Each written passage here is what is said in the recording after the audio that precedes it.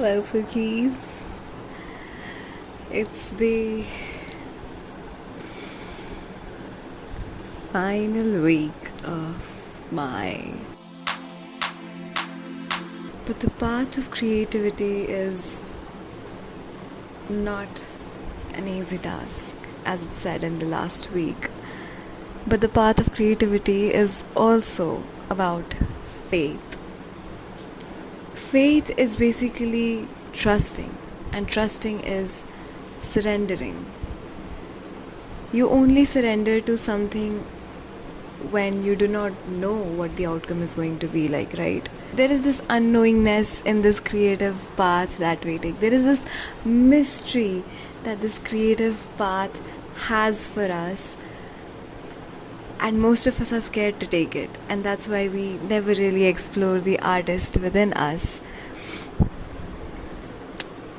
I think the path of creativity is surrendering to the path itself. Like, let the path take its route instead of you saying, oh, now I have to take a left. Now let the path just appear. Like there's this saying, right, that says, as you walk, the route appears or the path appears. So I think that is what creativity is. Like, you just let it be. Each and every one of us is everything we ever truly need.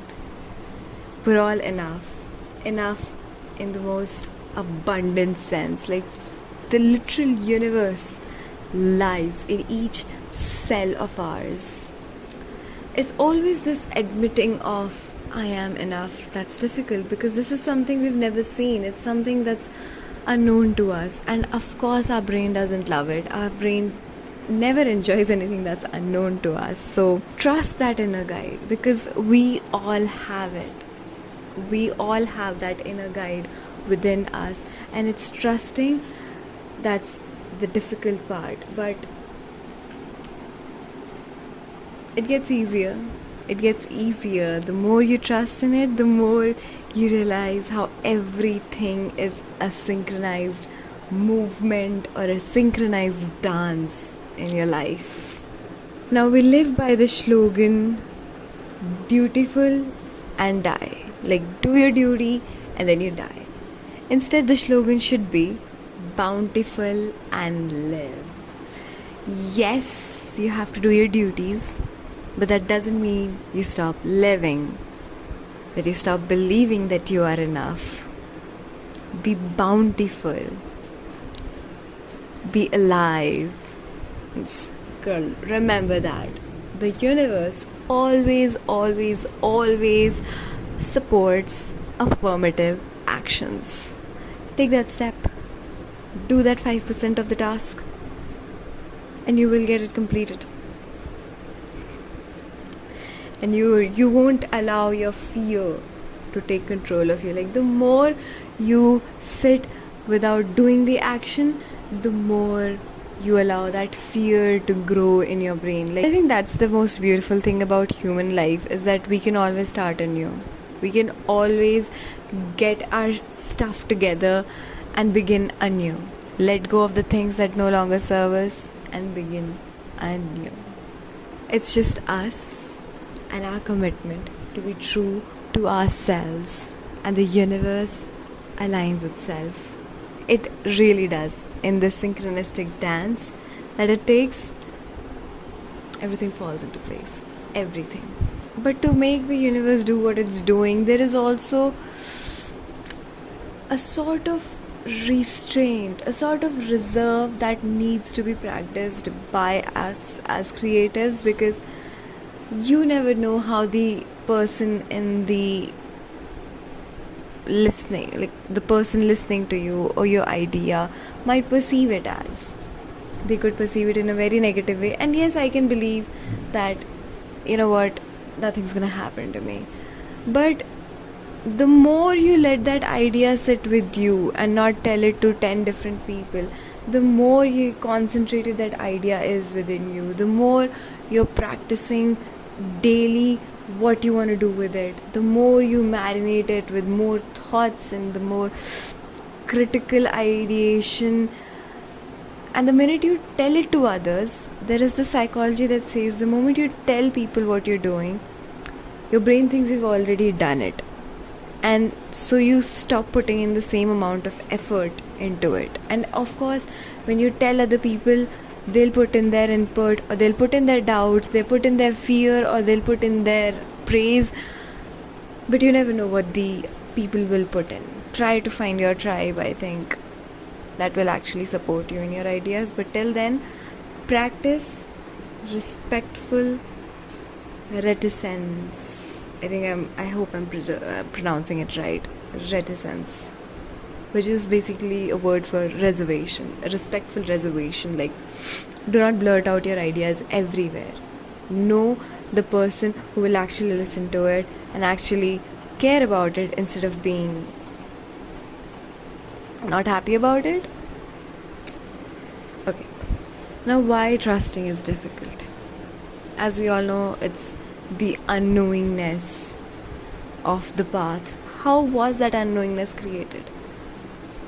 The path of trusting is surrender, right? Surrendering to the play, to the unfolding of the unknown.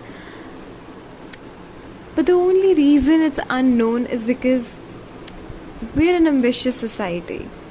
And so it is often difficult for us to cultivate forms of creativity that do not directly serve us or our career goals.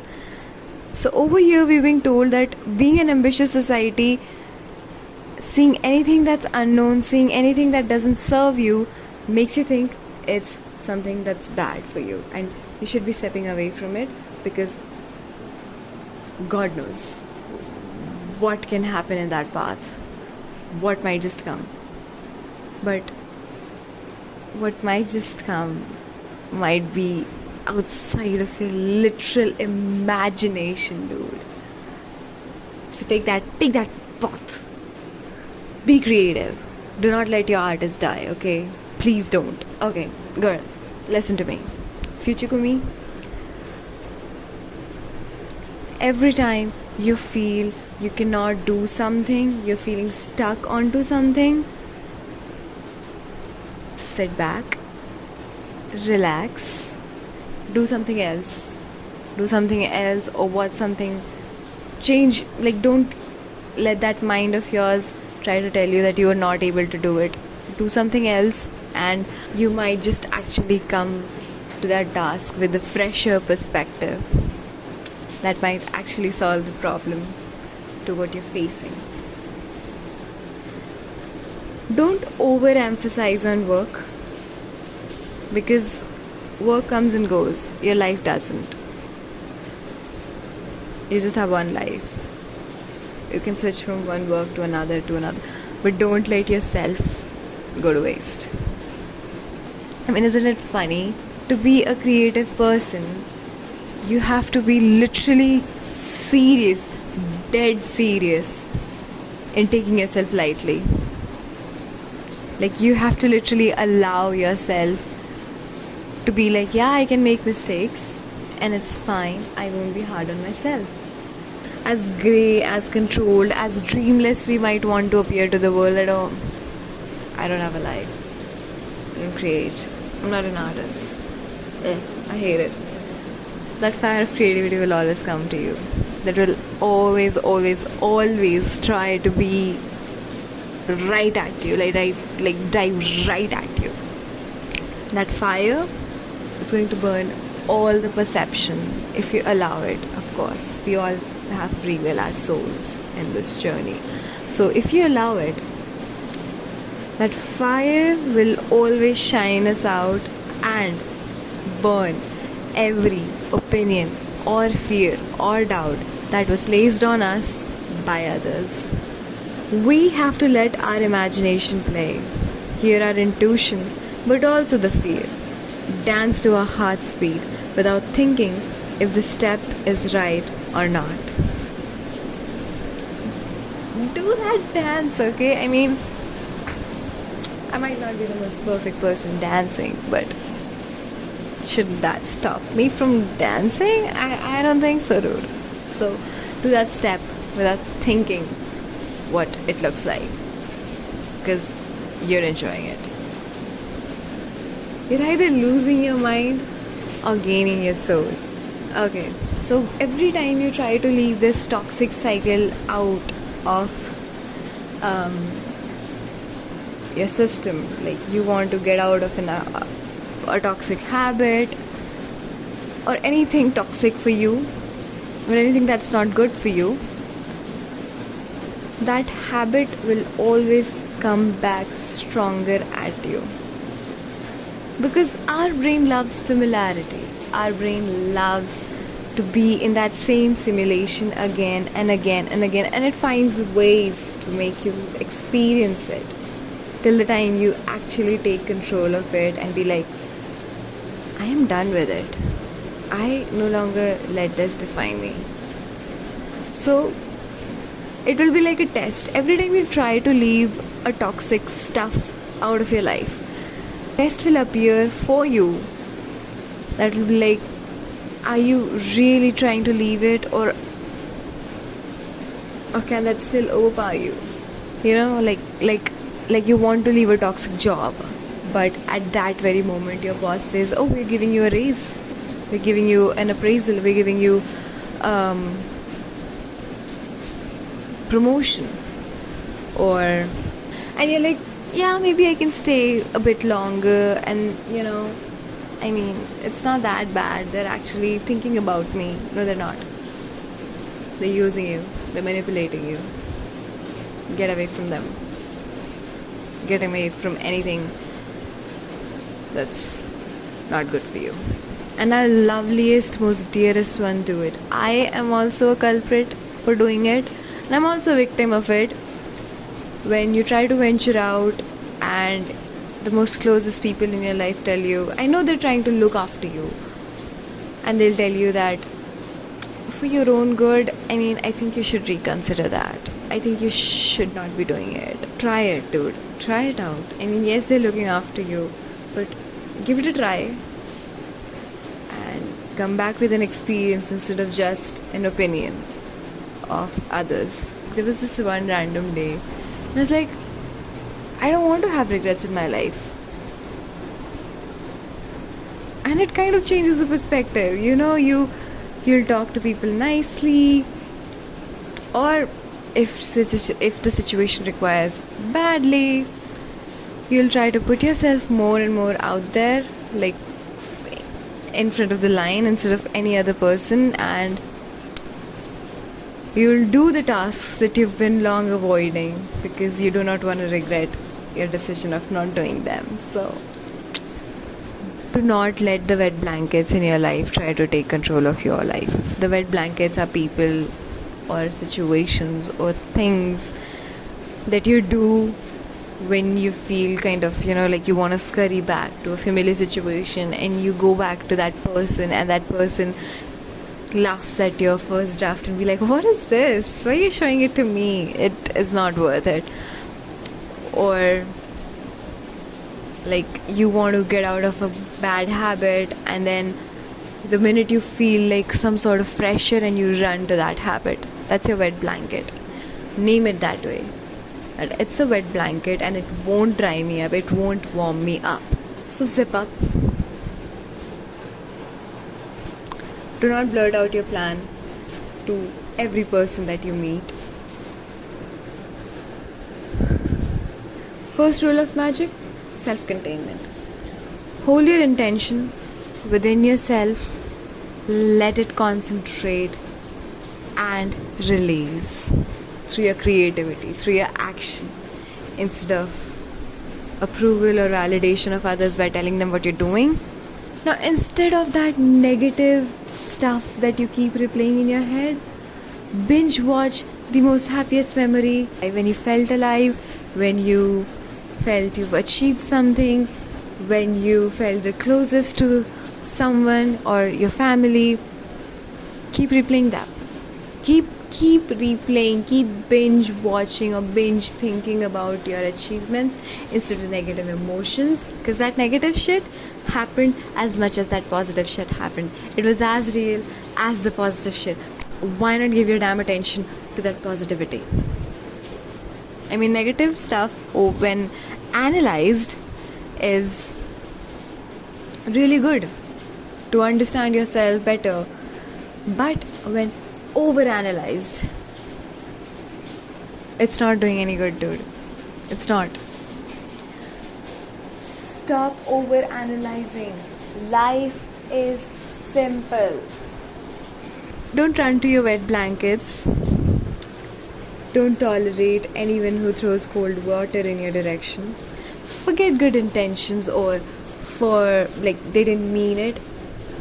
If they said it, they meant it. And if they didn't mean it, you'll know. But don't try to put everybody into that category. Count your blessings and your toes. To tear through this fabric of doubt, you need steely intention and the shield of self-determination. And self-determination comes when you set your own boundaries. The thing is, people will always try to attack you. Situations will always try to test you. Everything will test you to your limits.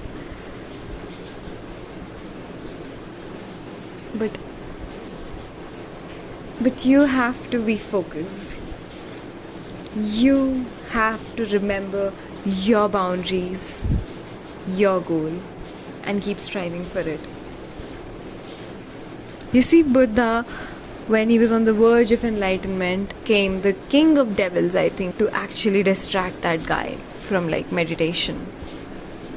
And that is what it is. Test. Everything is a test for you. Everything is a mirror of your reflection. So what you feel inside is going to come out as well. Okay? And by the end of the week, I think what I've kind of understood is that this book has always tried to tell you that accept how your life is. The good, the bad, the grey. Accept it completely. And trust yourself. I think that is what it mainly says. That yes, you were born into this life without your consent. You were given knowledge. You were given a situation. You were made to live in a situation you did not have any control over, but now you have. And to have that control over your life now, over your mind, so that you do the actions that will actually take you to the topmost place, is by accepting and letting go of what the past did to you. By forgiving and forgetting and accepting that yes, it happened, but it's fine, because I have much better stuff to do